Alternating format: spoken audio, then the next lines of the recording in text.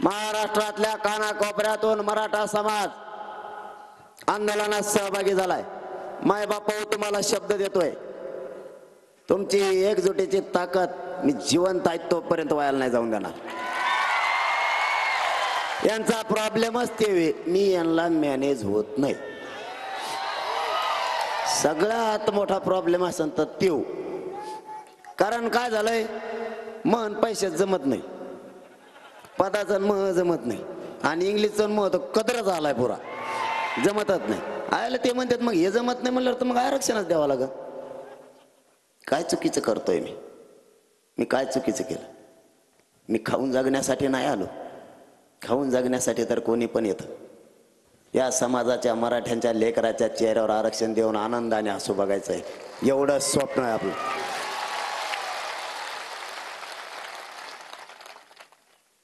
मी काय चूक केली? माझ्या मराठा समाजानं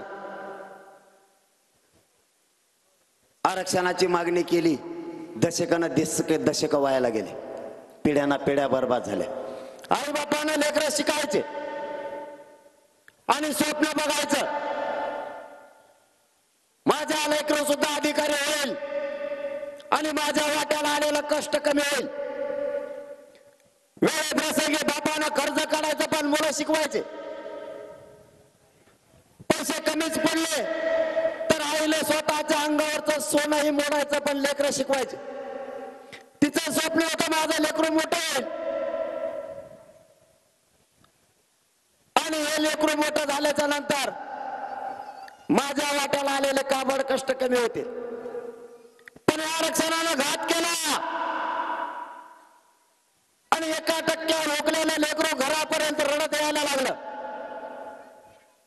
दोघांच्याही स्वप्नाची राखरांगोळी झाली,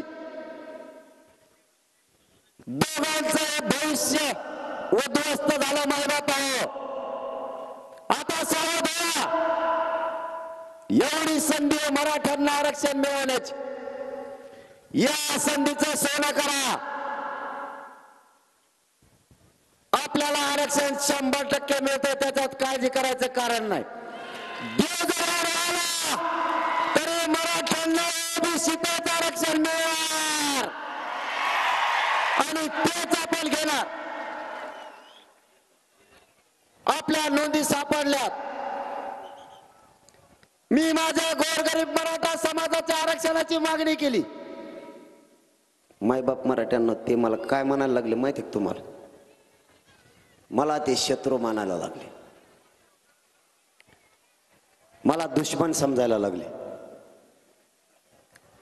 मायबापा, मी काय चूक केली? माझ्या गोरगरीब मराठ्यांच्या पोरांच्या वेदना मानल्या, माझ्या गोरगरीब समाजाच्या आरक्षणामुळे होणारे त्रास मानला, पोरांची आत्महत्या व्हायला लागल्यात। कालच आपला बीडचा भूमिपुत्र मधुकर भाऊ सिंगल यांचं बलिदान याच मराठा आरक्षणासाठी गेलं। कर झोपता सरकार, आमच्या लेकरांचे मुर्दे पडायला लागलेत। बीड जिल्ह्याच्या बलिदानासह या राज्यातलं एकही बलिदान मायबापा एक जाऊ द्यायचं नाही। सरकार सहज घेते, सरकार मराठ्यांचा अपमान करते,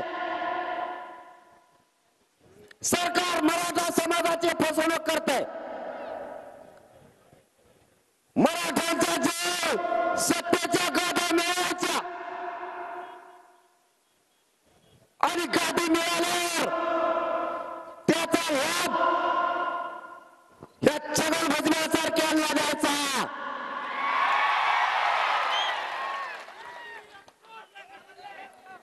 मराठ्यांनी यांना मोठं करायचं आणि मराठ्यांच्या पोरांचे मुर्दे पडत असताना त्यांच्याकडे बघायचं नाही। मायबापा सावध व्हा, आपल्या लेकराचे बळी आता नाही जाऊ द्यायचे।